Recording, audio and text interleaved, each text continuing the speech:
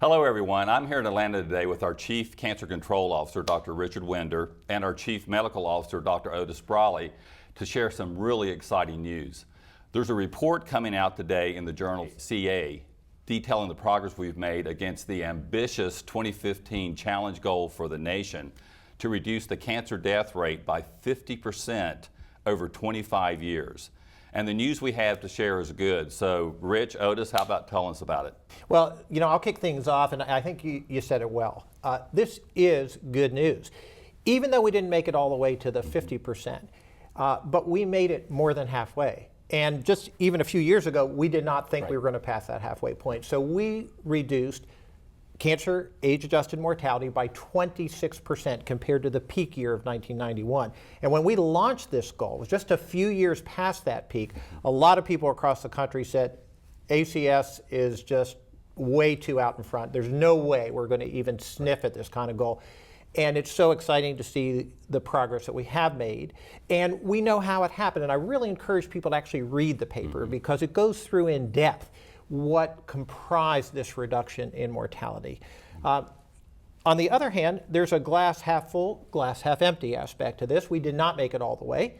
And we knew when we launched this that this was a bold initiative and an ambitious goal that would demand broad collaboration from government, the private sector, other NGOs, frankly, an all hands on deck approach. So great that we accomplished so much. But we know that there's a real opportunity to continue that collaboration, continue that leadership, and accomplish more. I think most importantly, we proved a concept that if you set a bold goal that's tough to reach, but that really is important and matters, you can make real progress. And I think we have to keep doing that. I think we have to really aim high. To make a dramatic impact on the cancer problem.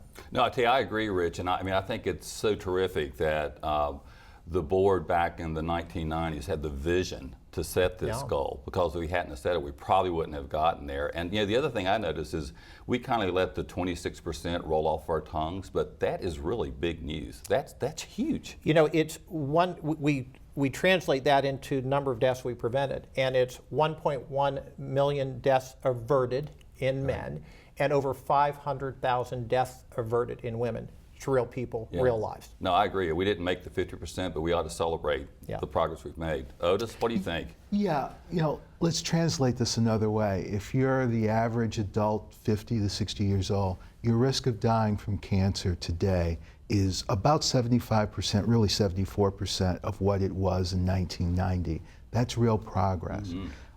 Much of this progress is because of effective, wise prevention, effective and wise screening and early detection, and getting good treatment to the people.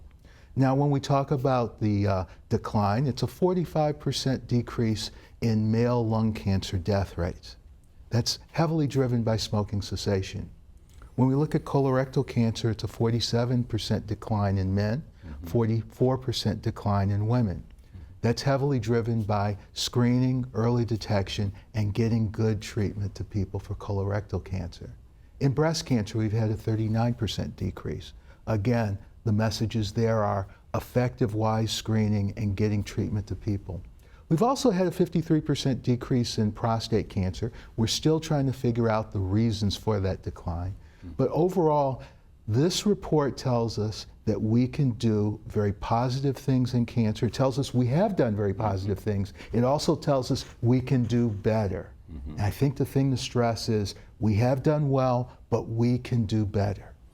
Yeah, no, I couldn't agree more, and I think that it shows, to your point, both your points, that we are making progress and we can save lives, but we still have work to do. So we should celebrate where we are, but we need to focus on what we need to go going forward. And I think that's a huge role for the American Cancer Society to continue this leadership position, both in leading this fight and also in bringing collaborators together so we can have greater impact faster. So I hope that all of you look at this report as truly exciting and as something that we can build from as we create the new American Cancer Society. So I want to thank everyone for everything you've done to support this progress and for all you're doing today to support the lives that we'll save tomorrow.